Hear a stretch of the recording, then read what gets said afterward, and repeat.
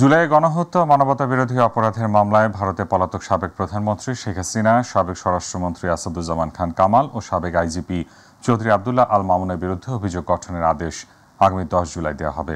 সোমবার দ্বিতীয় দিনের মতো শুনানি শেষে বিচারপতি মোহাম্মদ গোলাম মর্তুজা মজুমদারের নেতৃত্বে গঠিত 3 সদস্যের আন্তর্জাতিক অপরাধ ট্রাইব্যুনালে এই আদেশ দেন। বিস্তারিত শিমুল খানের রিপোর্টে।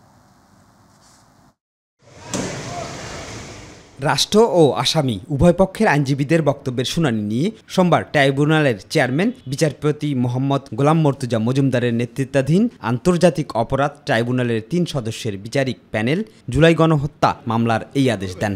আসামি চৌধুরী আবদুল্লাহ আল মামুনকে আজকে ট্রাইব্যুনালে হাজির করা হয়েছিল। আগামী 10 জুলাই 2025 তারিখে অভিযোগ গঠনের শুনানির উপরে আদেশের জন্য দিন ধার্য করা হয়েছে। সেদিন অভিযোগ গঠন হবে কি হবে না এটি নির্ধারণ করবে ট্রাইব্যুনাল। অভিযোগ গঠনের শুনানিকে ঘিরে সাবেক আইজিপি চৌধুরী আবদুল্লাহ আল মামুনকে ট্রাইব্যুনালে হাজির করা হয়। মামলার অন্য 2 আসামি পলাতক থাকায় আদালতে হাজির করা সম্ভব হয়নি। তাপস সাহেবের সঙ্গে উনি ফোনালাপ করেছেন, সেই ফোনালাপে বিভিন্ন ছাত্রদেরকে হত্যার নির্দেশ দিয়েছেন। আমি বলেছি এটা সঠিকটা, এরকম কোনো নির্দেশ প্রশিক্ষণ পক্ষ থেকে কোনো ডকুমেন্টারি কোনো এভিডেন্স তাদের কাছে নাই। রংপুরে বেগম রোকেয়া বিশ্ববিদ্যালয়ের ছাত্র আবু সাঈদের যে হত্যা নির্দেশ দিয়েছে, এরকম কোনো বক্তব্য, যে বক্তব্যগুলো এনেছে এগুলো সঠিক নয়। কারণ হলো এরকম কোনো ডকুমেন্টারি এভিডেন্স এই রাষ্ট্রপক্ষে তার যে দাখিলীয় কাগজপত্র তার মধ্যে নাই। আমি চাচ্ছি আসামিদেরকে এই মামলার দায় হইতে অব্যাহতি। এর আগে গত মঙ্গলবার জুলাই গণহত্যার মামলায় শেখ হাসিনা সহ 3 জনের বিরুদ্ধে অভিযোগ গঠনের প্রথম দিনের শুনানি অনুষ্ঠিত হয়। আজকে শিমুল খান, মাই টিভি, ঢাকা। 2015 সালে কুমিল্লার 14 গ্রামে পেট্রোল বোমা হামলা ও কাভার্ড ভ্যানে অগ্নিকাণ্ডের ঘটনায় দায়ের করা 3টি মামলায় বিএনপি চেয়ারপারসন বেগম খালেদা জিয়াকে অব্যাহতি দেওয়া হয়েছে। একই সঙ্গে বিএনপি ও জামায়াত নেতাকর্মীদের বিরুদ্ধেও রাজনৈতিক উদ্দেশ্যে করা মামলাগুলো প্রত্যাহার করে নেওয়া হয়েছে। সাংবাদিকদের এসব তথ্য জানান কুমিল্লা জেলা জজ আদালতের পিপি কায়েমুল হক রিঙ্কু। তিনি জানান 2015 সালের 3 ফেব্রুয়ারি 14 গ্রাম উপজেলার জগমোহনপুরে একটি বাসে পেট্রোল বোমা হামলায় 8 যাত্রী নিহত হন। ওই ঘটনায় 2টি পৃথক মামলা দায়ের করে পুলিশ। মামলার চার্জশিটে খালেদা জিয়া সহ 78 জনের নাম অন্তর্ভুক্ত করা হয়। বাদী ছিলেন 14 গ্রাম থানার ভারপ্রাপ্ত কর্মকর্তা নুরুজ্জামান হাওলাদার। পরে শুনানিতে খালেদা জিয়ার সম্পৃক্ততার প্রমাণ না হওয়ায় অতিরিক্ত জেলা ও দায়রা জজ আদালত 2 এর বিচারক শফিকুল ইসলাম তাকে মামলা থেকে অব্যাহতি দেন। রাষ্ট্র যাচাই বাছাই করে দেখেছে যে এটা একটা পলিটিক্যাল মামলা, সেই কারণে বাকি আসামিদেরকে এই মামলার দায়ের থেকে এই মামলা রাষ্ট্র আর পরিচালনা করবে না এবং এই মামলা উইথড্রলের জন্য আমাদের কাছে চিঠি আসছে এবং সেই চিঠি আমরা জমা দিয়েছি এবং কোর্টও ওইটা অ্যাকসেপ্ট হয়েছে। এখন কুমিল্লায় বেগম জিয়া বা আমাদের জাতীয় নেতৃবৃন্দুর আর কোনো মামলা রইল না। বিএনপি মহাসচিব মির্জা ফখরুল ইসলাম আলমগীর বলেছেন, নির্বাচন যত দেরি হবে দেশ তত পিছিয়ে যাবে। সেজন্য দরকার একটা নির্বাচিত সরকার, যে সরকারের পেছনে রয়েছে জনগণ। দুপুরে সিলেট নগরীর পাঠানটুলায় একটি কমিউনিটি সেন্টারে দোয়া মাহফিল ও আলোচনা সভায় তিনি সব কথা বলেন। এই সময় তিনি নেতাকর্মীদের নির্বাচনের জন্য প্রস্তুত হওয়ারও নির্দেশ দেন। প্রতিনিধি মৃণাল কান্তি দাসের পাঠানো তথ্যচিত্রে মিফতা গালিবের রিপোর্ট। সকালে সিলেট পৌঁছে হযরত শাহজালাল ও শাহফরানের মাজার জিয়ারতের পর জুলাই অভ্যুত্থানের বর্ষপূর্তিতে আয়োজিত এক কর্মসূচিতে যোগ দেন বিএনপি মহাসচিব মির্জা ফখরুল ইসলাম আলমগীর। তিনি বলেন, ফেব্রুয়ারিতে এই নির্বাচন প্রত্যাশা করে বিএনপি এবং আনুষ্ঠানিক ভোটের মাধ্যমে দেশ সঠিক পথে এগিয়ে যাবে বলে মন্তব্য করেন। আমরা সবাই আশাবাদী যে এই নির্বাচনের মধ্য দিয়ে দেশ জাতি গণতন্ত্রে ফিরে যাবে এবং জনগণের যে গণতান্ত্রিক অধিকার সেটা প্রতিষ্ঠিত হবে এবং যেটাকে আমরা বলি যে রাইট ট্র্যাকে দেশ উঠবে বলে আমরা বিশ্বাস করি। বিকেলে দলের চেয়ারপারসন বেগম খালেদা জিয়ার রোগ মুক্তি এবং ভারপ্রাপ্ত চেয়ারম্যান তারেক রহমানের দীর্ঘায়ু কামনায় আয়োজিত দোয়া মাহফিলে যোগ দিয়ে দলের এই মহাসচিব নেতাকর্মীদের নির্বাচনের প্রস্তুতি নিয়ে মানুষের কাছে যাওয়ারও আহ্বান জানিয়েছেন। যত নির্বাচনের দেরি হবে তত বাংলাদেশ পিছিয়ে যাবে, বিনিয়োগ আসবে না, ইনভেস্টমেন্ট হবে না, আমার ছেলেদের জব অপরচুনিটি তৈরি হবে না, আমার মায়েরা মেয়েরা আরো বেশি নিরাপত্তা হারাবে, মবক্রেসি আরো বাড়বে, জুডিশিয়াল সিস্টেম ভেঙে পড়বে, আইন শৃঙ্খলা পরিস্থিতি ভেঙে পড়বে। সেই জন্য দরকার একটা নির্বাচিত সরকার যে সরকারের পেছনে মানুষ আছে, যে সরকারের পেছনে জনসমর্থন আছে। মিফতা গালিব, মাই টিভি, ঢাকা। জামায়াতে ইসলামীর জাতীয় নির্বাচন পেছাতে চায় না, বরং নির্বাচনের সুষ্ঠু পরিবেশ চায় বলে মন্তব্য করেছেন দলটির সেক্রেটারি জেনারেল মিয়া গোলাম পরওয়ার। আগামী 19 জুলাই অনুষ্ঠিতব্য জামায়াতের জাতীয় সমাবেশের মাঠ সোহরাওয়ার্দী উদ্যান পরিদর্শন শেষে এই কথা বলেন তিনি আরও বলেন, সরকারের ভূমিকায় জনগণ নিরপেক্ষ নির্বাচন নিয়ে আশ্বস্ত নয়। বিস্তারিত আফজাল হোসেনের রিপোর্টে। রাজধানীর সোহরাওয়ার্দী উদ্যানে আগামী 19 জুলাই জাতীয় সমাবেশের আয়োজন করেছে জামায়াতে ইসলামী। সমাবেশের প্রস্তুতি দেখতে সোহরাওয়ার্দী উদ্যান পরিদর্শন করেন জামাতের সেক্রেটারি জেনারেল অধ্যাপক মিয়া গোলাম পরওয়ার। আমরা যে ঐতিহাসিক এই জাতীয় সমাবেশের আয়োজন করতে পেরেছি, আমরা সেই মাঠ পরিদর্শনের প্রথম দিনে প্রাথমিক কার্যক্রমগুলো একটু পরিদর্শন করতে পারলাম। সেজন্য আমরা মহান আল্লাহর কাছে প্রথমেই আবারও আপনাদের সকলকে নিয়ে শুকর আদায় করছি, আলহামদুলিল্লাহ। এ সময় নির্বাচন নিয়ে নিজ দলের অবস্থান পরিষ্কার করেন তিনি। আমরা নির্বাচন পেছানো না করা এ ব্যাপারে কোনো বক্তব্য কখনো রাখি নাই। সরকারের ভূমিকায় এখনো জনগণ সংশয়ের মধ্যে আছে, এজন্যই বলছি ফিল এখন নাই। আমরা আমাদের আমির জামাত এটা বলেছেন যে এই পরিস্থিতিতে তো নির্বাচন আমরা মেনে নিতে পারি না, লেভেল প্লেইং ফিল্ড এটা করতে হবে। জাতীয় নির্বাচনের আগে লেভেল প্লেইং ফিল্ড তৈরি, পিআর পদ্ধতিতে নির্বাচন, প্রবাসীদের ভোটাধিকার সহ 7 দফা দাবিতে এই জাতীয় সমাবেশ করবে জামাতে ইসলামী। আফজাল হোসেন, মাই টিভি, ঢাকা। জাতীয় নাগরিক পার্টি এনসিপির আহ্বায়ক নাহিদ ইসলাম বলেছেন, 5 আগস্ট গণঅভ্যুত্থানের মাধ্যমে ফ্যাসিবাদের পতন হয়েছে। এখন সংস্কারের মাধ্যমে দেশ গঠন করতে হবে, যেখানে রাষ্ট্র ব্যবস্থায় সমতা, ন্যায় বিচার এবং সকল মানুষের অধিকার নিশ্চিত করা হবে। জুলাই সনদ ঘোষণার মাধ্যমে শহীদদের স্বীকৃতি দিতে হবে। তিনি বলেন, আগামী 3 আগস্ট শহীদ মিনারে নতুন বাংলাদেশ গড়ার রূপরেখা ঘোষণা করা হবে। তিনি বলেন, নাটোরের ছাত্র জনতা ঐক্যবদ্ধভাবে শেখ হাসিনার ফ্যাসিবাদের পতন ঘটিয়েছিল। এখন এনসিপি দল গঠন করেছে, সেই তরুণ জনতা এখন দেশ গড়তে চায়। দুপুরে নাটোরে শহরের স্বাধীনতা চত্বরে কথা বলেন তিনি। যারা নাটোরের মানুষের পক্ষে থাকবে, চাঁদাবাজ এবং সন্ত্রাসকে এই নাটোরের মাটি থেকে চিরতরে নির্মূল করবে।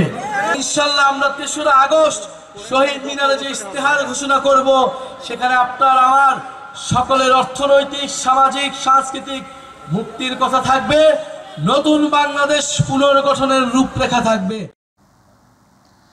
রাষ্ট্র সংস্কারে রাজনৈতিক দলগুলোর বক্তব্য আকাঙ্ক্ষাকে গুরুত্ব দিয়েই জাতীয় ঐক্যমত্য কমিশন ঐক্যমত্য তৈরির চেষ্টা করছে বলে জানিয়েছেন কমিশনের সহসভাপতি ডক্টর আলী রিয়াজ। সকালে ফরেন সার্ভিস একাডেমিতে জাতীয় ঐক্যমত্য কমিশনের সাথে রাজনৈতিক দলগুলোর 2য় পর্যায়ের 10ম দিনের আলোচনা তিনি এসব কথা বলেন। আলী রিয়াজ বলেন, ইতোমধ্যে কিছু বিষয়ে আলোচনার অগ্রগতি হয়েছে, কিছু বিষয়ে আলোচনা চলছে। জাতীয় ঐক্যমত্য কমিশন কোনো কিছু চাপিয়ে দিচ্ছে না। এ সময় রাজনৈতিক দলগুলোকে বেশি আলোচনায় বসার মাধ্যমে দ্রুত ঐক্যমত্যে পৌঁছানোর আহ্বান জানান তিনি।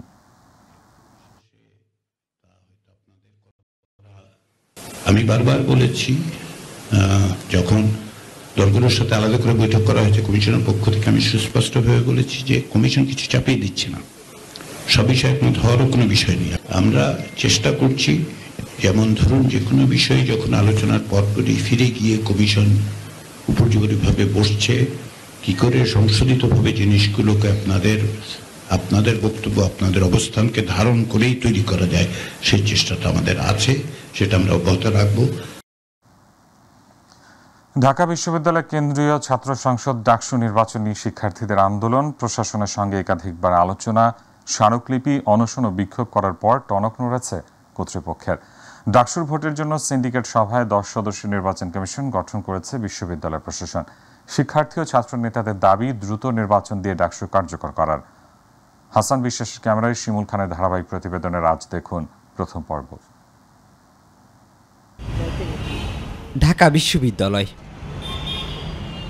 প্রাচ্যের অক্সফোর্ড খ্যাত এই বিশ্ববিদ্যালয়ের নেতৃত্ব দিয়েছে দেশের সকল অর্জনে। গণতান্ত্রিক সকল আন্দোলন এবং অর্জনে এই বিশ্ববিদ্যালয়ের অগ্রণী ভূমিকা থাকলেও অভ্যন্তরীণ ছাত্র সংসদের ক্ষেত্রে সেটি অনুপস্থিত। বাংলাদেশ স্বাধীন হওয়ার পর ডাকসুর ভোট হয়েছে মাত্র 8 বার, অথচ ডাকসুর গঠনতন্ত্রে বলা আছে প্রতি বছর অনুষ্ঠিত হবে নির্বাচন। একটা গোষ্ঠী আছে যারা শুরু থেকেই ডাকসুকে বানচাল করার চেষ্টা করতেছে, আমরা দেখে আসছি, কিন্তু তারা হাজার চেষ্টা করলেও ডাকসু বানচাল হবে না। ডাকসু নির্বাচন অনুষ্ঠানের ক্ষেত্রে ডাকসুর যে মান রয়েছে, ডাকসু নির্বাচনের কিছু সূচক রয়েছে, সেই সূচকগুলো নিশ্চিত করতে হবে। শিক্ষার্থী এবং ছাত্র সংগঠনগুলোর দাবির প্রেক্ষিতে দীর্ঘ প্রতীক্ষার পর বিশ্ববিদ্যালয় প্রশাসন ইতিমধ্যেই ভোটের জন্য কমিটি গঠন করেছে। ডাকসু নির্বাচনের সুষ্ঠু পরিবেশ নিয়ে রয়েছে মিশ্র প্রতিক্রিয়া। গণঅভ্যুত্থানের এতদিন পার হয়ে যাওয়ার পরেও এখন পর্যন্ত আমরা আসলে বিশ্ববিদ্যালয়গুলোতে ছাত্র সংসদ নির্বাচন পাইনি। আসলে ডাকসু নির্বাচনের যে পথ বা যে গাড়ি, সেই গাড়িকে লোকাল গাড়ির মতো ধাক্কিয়ে ধাক্কিয়ে সামনে নিতে হচ্ছে। ক্যাম্পাসকে শিক্ষা ও শিক্ষার্থী বান্ধব করতে ছাত্র সংসদ নির্বাচনের বিকল্প নেই বলে মনে করেন ক্রিয়াশীল অধিকাংশ ছাত্র সংগঠনের নেতারা। সবার মতামতের ভিত্তিতে একটি গ্রহণযোগ্য সংস্কার পরবর্তী সময়ে একটি ডাকসু নির্বাচন হলে পরে তখন ভবিষ্যতে ডাকসুকে কেন্দ্র করে আর প্রশ্নের সম্মুখীন হতে হতো না। যত দ্রুত সময়ের ভেতরে এই নবগঠিত যে কমিশন, সেই কমিশন তাদের তফসিল ঘোষণা এবং ভোটার তালিকা হালনাগাদ এই জাতীয় যে গুরুত্বপূর্ণ বিষয়গুলো রয়েছে দ্রুত সময়ের ভেতরে তারা শেষ করবেন। গত ডিসেম্বর থেকে ডাকসু নির্বাচনের জন্য কাজ চলমান রয়েছে বলে জানান কমিটির প্রধান অধ্যক্ষ ডক্টর মোহাম্মদ জসিমউদ্দিন।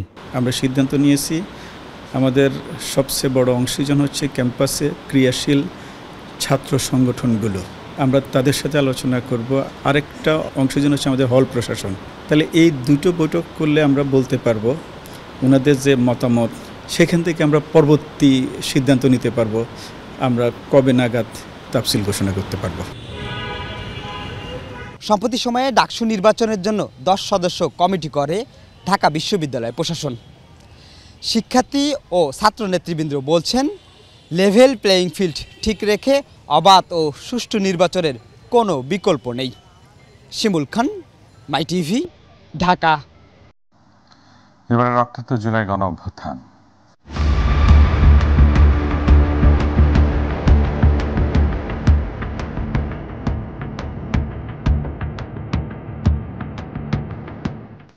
বৈষম্য বিরোধী ছাত্র জনতা আন্দোলনে সাভারের স্কুল ছাত্র শহীদ আলিফ আহমেদ সিয়াম ছিলেন রাজপথের সাহসী তরুণ যোদ্ধা। তৃতীয় শ্রেণী ও সপ্তম শ্রেণীতে 2 বার জাহাঙ্গীরনগর স্কুলে ভর্তি পরীক্ষা দিয়ে শিকার হয় কোঠা বৈষম্যের। সেই কষ্ট এবং ক্ষোভের আগুনে দগ্ধ এই তরুণকে 16 জুলাই পুলিশের রাবার বুলেট ও টিয়ার শেল আঘাত দমাতে না পারলেও 5 আগস্ট ঘাতকের বুলেট প্রাণ কেড়ে নেয় তার। সাভার থেকে আসাদুজ্জামান খায়রুলের রিপোর্ট, জানাচ্ছেন আতিকুর রহমান তিতাস।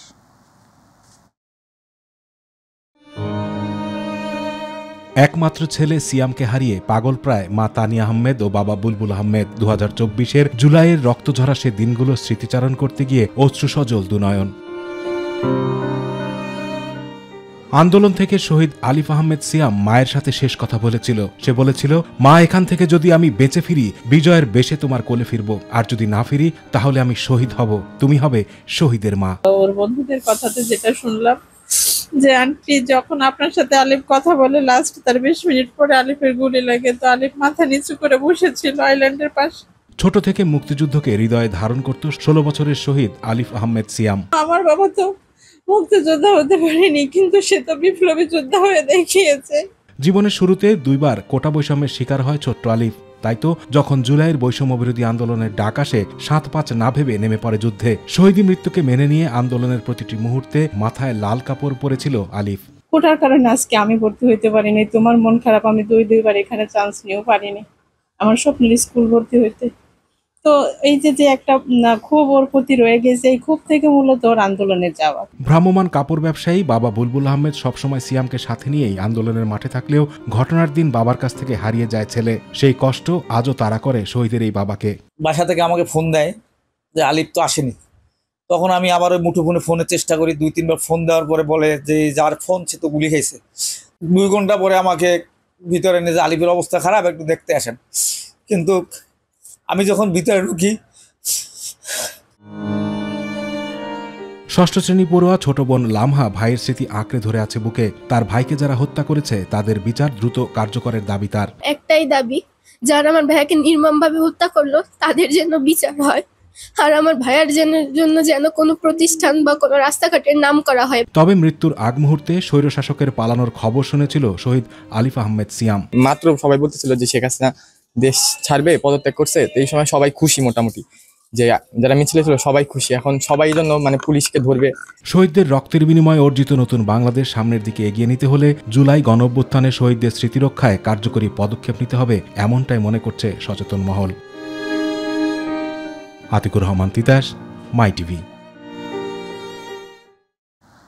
দেখতে দেখতে কেটে গেল বাংলাদেশের ইতিহাসে আরও একটি স্মরণকালের গণঅভ্যুত্থান, জুলাই 36-এর 1 বছর। দীর্ঘ এই একটি বছর রাষ্ট্র সংস্কারে সরকার নানামুখী পদক্ষেপ গ্রহণ করলেও জুলাই শহীদদের স্মৃতি রক্ষায় তেমন কোনো কার্যকরী পদক্ষেপ না থাকায় জনমনে বিরাজ করছে এক ধরনের হতাশা ও ক্ষোভ। তারা বলছেন, শহীদদের রক্তের বিনিময়ে অর্জিত নতুন বাংলাদেশ সামনের দিকে এগিয়ে নিতে হলে শহীদদের স্মৃতি রক্ষায় কার্যকরী পদক্ষেপ নিতে হবে। জাহিদ আহমেদ বাবুর বিশেষ রিপোর্ট। জুলাই একটি চেতনার নাম, বাঁচতে হলে মরতে হয় সেই মহাকাব্যের নামই জুলাই গণ অভ্যুত্থান। আর সেই মহাকাব্যের মোহনায় 2024-এর 36 জুলাই একই সাথে মিলিত হয়েছিল কৃষক, শ্রমিক, ছাত্র ও সাধারণ মানুষ। দীর্ঘ 15 বছর স্বৈরাচারের জুলুম নির্যাতন থেকে মুক্তি পাওয়ার সেই লড়াই সংগ্রামের মূল উদ্দেশ্য ছিল ভোটের অধিকার ও একটি ভয়হীন রাষ্ট্র প্রতিষ্ঠার। মানুষের মত প্রকাশের স্বাধীনতা প্রতিষ্ঠায় যারা রক্ত ও জীবন দিয়ে মহাকাব্য রচনা করল, মূলত তাদের স্মৃতি ধরে রাখাটাই হবে জুলাই শহীদের প্রতি যথাযথ সম্মান প্রদর্শন। আর তাই জুলাই শহীদ পরিবার বলছেন, শহীদদের স্মৃতি রক্ষায় কার্যকরী পদক্ষেপ নিলে প্রজন্মকে প্রতি বছর জুলাই মনে করিয়ে দেবে কিভাবে ফ্যাসিবাদের কবর রচনা করতে হয়। এই শহীদ সন্তানদেরকে এই জাতির এই দেশের মানুষ চিরদিন যেন স্মরণ করতে পারে, চিরদিন যেন ওদের মনে রাখতে পারে। এজন্য ওদের জন্য কোনো স্মৃতিফলক হোক এবং ওদেরকে পাঠ্যপুস্তক বইয়ে যেন ওদেরকে নিয়ে কিছু লেখা হোক। তারা জানান, জুলাই গণ অভ্যুত্থান বাংলাদেশের রাজনীতি, ভবিষ্যৎ, সমাজ ও সংস্কৃতির এক নতুন আশার মানচিত্র তৈরি করে দিয়েছে। কতগুলি শহীদ হয়েছে, যারা পঙ্গুত্ব বরণ করেছে, তাদের একটা গল্প, তাদের একটা ফলক, তাদের একটা নামকরণ, বিভিন্ন স্থানে তাদের গল্পটা পরবর্তী প্রজন্ম আছে তারা যেন সেই গল্পটা জানতে পারে। আর তাদের অভিমত, যাদের বুকে তাজা রক্তের বিনিময়ে দীর্ঘযুগ পর সুযোগ সৃষ্টি হলো মুক্ত রাজনৈতিক চর্চার, তাদের উচিত জুলাই শহীদদের স্মৃতি রক্ষায় কার্যকরী পদক্ষেপ নেওয়া।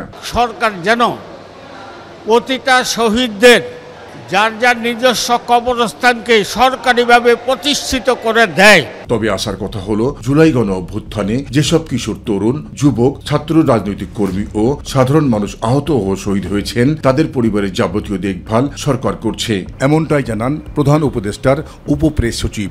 জুলাই শহীদদের স্মৃতি ধরে রাখার জন্য সরকারের পক্ষ থেকে নানা ধরনের উদ্যোগ নেওয়া হয়েছে। ইতিমধ্যে আপনারা দেখেছেন যে জুলাই ফাউন্ডেশন গঠন করা হয়েছে, যেটা নেতৃত্ব দিচ্ছেন স্বয়ং মাননীয় প্রধান উপদেষ্টা। পাশাপাশি শহীদের স্মৃতি সংরক্ষণে বিভিন্ন জেলায় স্মৃতিস্তম্ভ স্থাপন করা হবে বলেও জানান আবুল কালাম আজাদ মজুমদার। বিভিন্ন জেলায় জুলাই স্মৃতিস্তম্ভ স্থাপন করা হবে, যেটা আমরা আশা করছি যে এই জুলাই মাসেই এই জুলাই স্মৃতিস্তম্ভ স্থাপনের কাজটা সম্পন্ন হবে। আরেকটা উদ্যোগ নেওয়া হয়েছে সরকারের পক্ষ থেকে, জুলাইয়ের যারা শহীদ তারা যে রাস্তায় আপনার শহীদ হয়েছেন সেখানে একটা জুলাই স্ট্যাম্প তৈরি করা হবে, যাতে করে সেখানে উল্লেখ করা থাকবে শহীদের নাম এবং তিনি কোন তারিখে কিভাবে শহীদ হয়েছেন। এছাড়াও শহীদদের স্মরণে গণভবনকে জাদুঘরে রূপান্তরিত করা হবে বলেও জানান বর্তমান সরকারের এই মুখপাত্র। জাদুঘরে রূপান্তরিত করা হচ্ছে, এখানে একটা হরর মিউজিয়াম করার প্ল্যান আছে। জাহিদ আহমেদ বাবু, মাই টিভি, ঢাকা। ডেঙ্গু জ্বরে আক্রান্ত হয়ে গত 24 ঘন্টায় 3 জনের মৃত্যু হয়েছে। এই সময় আক্রান্তের সংখ্যা সর্বোচ্চ। হাসপাতালে ভর্তি হয়েছেন 492 জন রোগী। শনিবার সকাল 8টা থেকে রোববার সকাল 8টা পর্যন্ত একদিনে ডেঙ্গু আক্রান্তের নতুন এই রেকর্ড হয়েছে। নতুন 3 জন সহ এই নিয়ে চলতি বছরের 1 জানুয়ারি থেকে এখন পর্যন্ত ডেঙ্গুতে 48 জনের মৃত্যু হয়েছে। গত 24 ঘন্টায় ডেঙ্গু আক্রান্ত হয়ে হাসপাতালে ভর্তি হয়েছেন আরও 492 জন রোগী। এসব রোগীর মধ্যে সর্বোচ্চ 154 জন বরিশাল বিভাগে। এদিকে গত 24 ঘন্টায় সরকারি হিসেবে 11 জনের শরীরে করোনা শনাক্ত হয়েছে। এ নিয়ে চলতি বছর এখন পর্যন্ত মোট 643 জনের করোনা শনাক্ত হয়েছে।